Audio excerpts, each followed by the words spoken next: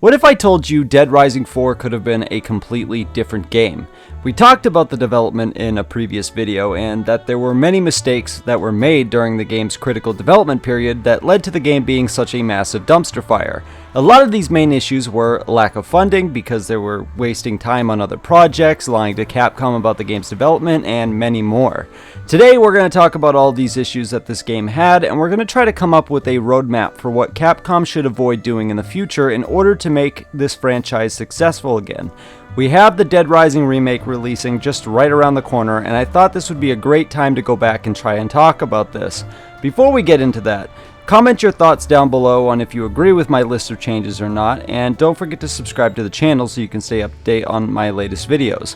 Also, don't forget to stick around to the end of the video where I have a big announcement I'd like to make at the end. But with that out of the way, let's get into the video. One of the bigger issues I've seen with a lot of the people who have played this game is that Dead Rising 4 tried to do too much instead of keeping the simple formula that the game started with. I understand the need to innovate the franchise so it doesn't get stuck in the same game over and over again, but if they had taken a different direction, we could have had a much better experience for players. And most of these issues are aligned with the size of the map along with the different areas scattered throughout the game. For the most part, the zombies were part of the problem as well, but it was also the lack of places to go, and that actually made it worth the time to explore. I personally find traversing the map to be such a chore, and then if they decide to pick up the franchise for sequels and not only remakes, they will definitely need to make the map on a smaller scale and only increase the map if they are willing to make each store and building detailed. The reason why the first game worked so well was because the map, you could explore into each store and find something useful and effective. Even in Dead Rising 3, they did the open world map much better. Dead Rising 3 also had stuff in between that you could do to keep yourself occupied. The only thing they have in this game are the zombies, and everything else is just extremely bland and boring. Now, I have more that ties into this, but I'm going to save that for later on in the video.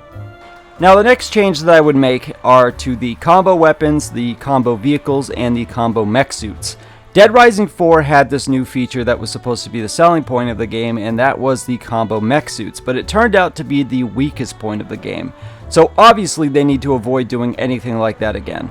The combo vehicles were fine, but nobody wanted the mech suits, and I guarantee 75% of the people didn't even use them after a couple of times because trying to find them is such a chore, and they only last for maybe less than a minute, maybe a little more, and hopefully they avoid doing this again. Another issue is the lack of combo weapons in Dead Rising 4, and the combo weapons themselves were trash. They were just Christmas designed weapons, and I understand the game is focused around Christmas, but for God's sake, man, the weapons were just not. I think I've only stuck to like the same three, which was the sledge saw, the tripod zapper, and I think it was like the flaming sledgehammer or whatever. I can't even remember the name of it. It was like an explosive sledgehammer, but those are the only ones that I can think of off the top of my head. And if they do combo weapons again, they should make sure that there are various different combinations like in Dead Rising 2. And even if they avoid combo weapons, that's fine too. I just feel like they've become such a staple in the franchise that it's kind of hard to avoid them now. But Dead Rising 4 did them in such a way that it was just so gimmicky and just was not fun to use at all. Also, please God, I hope they don't bring back the weapon locker, because that is just such an easy way to have the unlimited amount of the same weapon and just makes the game way too easy to play. Another thing I honestly think they need to remove and never do again is the shop system that they implemented. Because again, it served the same purpose as the weapon locker, where you could just buy an unlimited amount of weapons that you could fit into your inventory, and didn't really give you any reason to go out and try to craft them out of the supplies that you found out in the world. So it kind of defeats the whole purpose of going around and crafting items. And I honestly didn't have a problem with the combo vehicles. I felt like they were also way too gimmicky. And again, it was a Christmas game, but I feel like they should have avoided that Christmas gimmick that they were going for as their marketing point. But again, I hope Capcom takes a lot of Dead Rising 4's problems into consideration when working on future games, but we're going to get into my next point here. The next one I have to say is very important because it basically determines the future of the franchise. If they decide to stick with the same voice actor for Frank after the remake, the most important thing is consistency, and for Frank, you need to make sure you continue using the same voice actor for future games. Once you decide on this, and this is what made TJ Rotolo so important because he became an icon to gamers with the work he put into bringing Frank West to life. And I know he's not coming back to the franchise. You don't need to remind me in the comments section because I am just as upset as you are. But I hope they at least try to avoid the same mistakes they made with Dead Rising 4, where the new voice actor sounded like an asshole instead of trying to be witty and funny. They tried to do it and everyone hated his character just because it made the game not worth playing just to listen to him be an asshole to people he's trying to save. That's not the vibe we get from him in past games. We want a Frank that we can root for, not some asshole we have to put up with for the entire game. The other issue is also the story of the game. Now, I feel like the story could have been good if Capcom Vancouver didn't waste time and actually wrote a good script for the game. But the story was one of the main things that people didn't like about the game. For starters, it was very generic, and it completely ignored the events of the last game. And I also believe that Dead Rising 3's ending caused a lot of issues with this because a cure put up roadblocks for future viruses, but they still could have worked around that in a smart way, like Resident Evil did, by creating new strains of the virus. But if they decide to do this, please God, do not bring back these smart zombies. I'm going to quickly tie this back into Frank as well because I think Capcom Vancouver was so focused on making Frank's return a marketing tool that they didn't spend any time trying to write a good reason for him to come back, and by doing this, it completely ruins the whole point of his return. If this is not done correctly, you end up getting what Dead Rising 4 was. So, unless they decide to keep him as the main character for new games after the remake, Capcom will need to make sure they use his character flawlessly without ruining the lore or how he is perceived by fans. And that is what will sell the game and avoid the mistake that Dead Rising 4 made. This is just extremely important, and I hope Capcom has seriously learned their mistakes from this. This next one is even bigger than this one.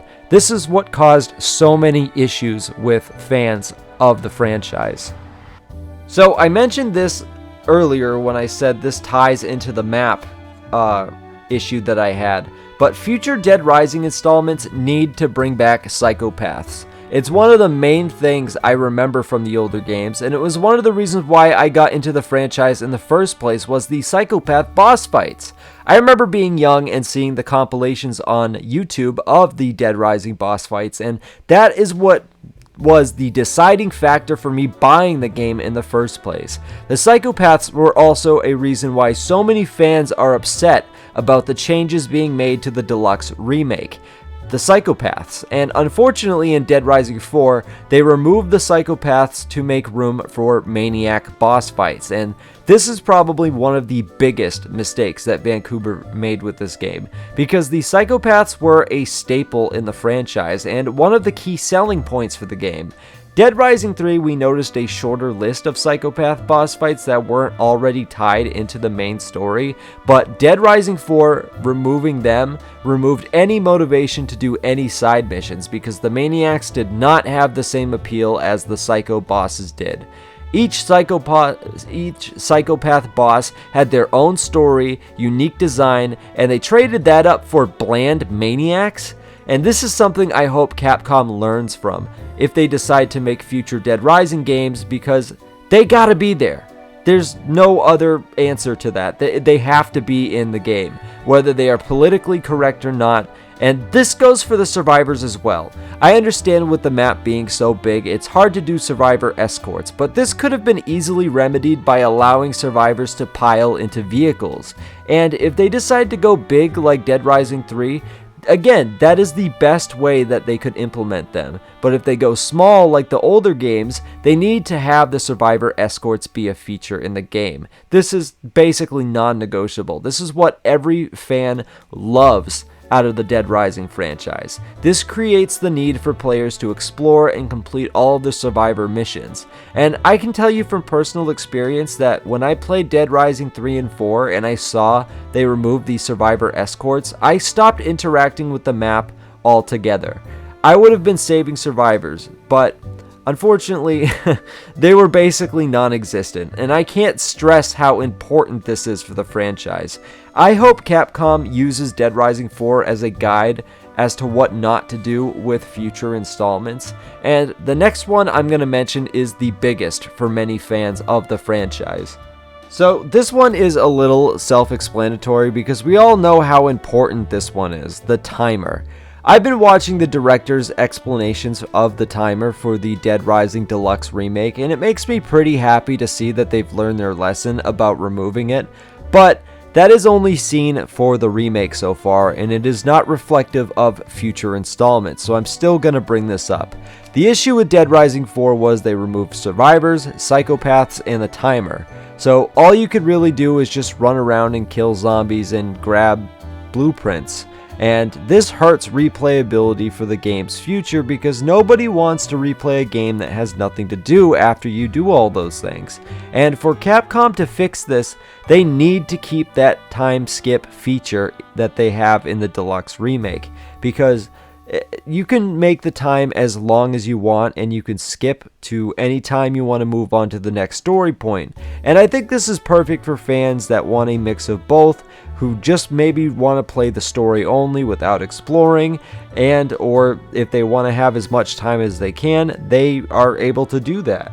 But the timer also makes it so you really need to plan out your next move and whether or not you're going to have time to make it to that next objective, and I think that's extremely important. I understand why they would remove it for Dead Rising 4 because of how big the map was, but again, that's just one of the biggest criticisms that many fans have of Dead Rising 4, and I felt like this is just something I hope Capcom continues to work with, because it is better to innovate that system than to remove it altogether. So as long as they keep that feature, that issue is checked off for me. So this might seem more like a nitpick, but it is very important to me that I add this in because I cannot begin to explain how much I hated the zombies in Dead Rising 4. For starters, the smart zombies were annoying as fuck, and so were the overly aggressive zombies. The way they were done in other games, after a certain time in the game, they would slowly start to get more aggressive, but in Dead Rising 4, they are aggressive right off the bat. And I believe Dead Rising 4, I stayed inside vehicles from going one place to another just to avoid having to fight these in melee combat. This ties into the next thing I want to mention, but just let me say how Capcom needs to avoid this. I believe Capcom can remedy this by sticking to a couple of different zombies that the game does not need some crazy out-of-this-world mutation. The chemical zombies from Dead Rising 2 were perfect because I feel like it added the difficulty that was necessary, and I believe Capcom should stick to the same format as what they had in the older games. We don't need over-the-top powerful zombies because it just makes the game annoying to play, and if they just stick to a simple formula, they can definitely find success with future titles. The first game was so simple in its own right, and we see how many people treasure that game, and the second game has the same simplicity and it again is successful in creating new types of zombies. I just hope that they continue to find simple and creative ways to make the zombies fun while not going out of their way to make them as annoying as possible. And oh my god, did I hate those smart zombies. They were so aggravating to go up against, but this ties into the next part or my next issue that I think Capcom needs to address. So Dead Rising 4 basically threw the inventory management system out the window. and just for the sake of trying to add more inventory space, but it just made it more complicated than it needed to be. This was something many people were not happy with, and that's including me. For starters, in the older games, the inventory system was perfect. It was perfect. Perfect. Everything, down to the last minute details. This added a sense of urgency when picking weapons and making sure you picked up the correct amount of healing items you might need for whatever situation you're going to get yourself into, whether it's psychopath bosses or saving survivors. And removing this feature is the same mistake that Resident Evil made with their franchise, removing the inventory system management. And it was an even bigger mistake for Dead Rising 4, and I hope Capcom knows how extremely important this is moving forward with the franchise. This next one is the last thing I hope never makes a return to the franchise. So this is not me saying that the camera system should be removed. I believe that should make a return, but what I'm saying is the Batman style investigation does not and should not make a return in the Dead Rising franchise. Not only is this system extremely confusing, and the way they used it for Dead Rising 4 just makes it not fun, and it kills the pacing of the game. In Dead Rising 4, they had you do this constantly after you would do a big moment in the game, and instead of moving on to the next part, you'd get stuck trying to figure out what they want you to take a picture of. And it takes up time, and it's annoying trying to figure out what items they're asking you to take a picture of. And it's more difficult in the beginning, but you can tell towards the end that they stopped caring about the system and just threw it in because they introduced it to you in the beginning and they had to bring it out throughout the game. I hope Capcom saw the reception to this and realized why it only works in Batman games and why they do not need to make another appearance in the Dead Rising franchise. Either that, or I hope they find a better way to implement it, or just don't put it in because it's just not fun and nobody fucking liked that shit. But those are all the nitpicks that I had.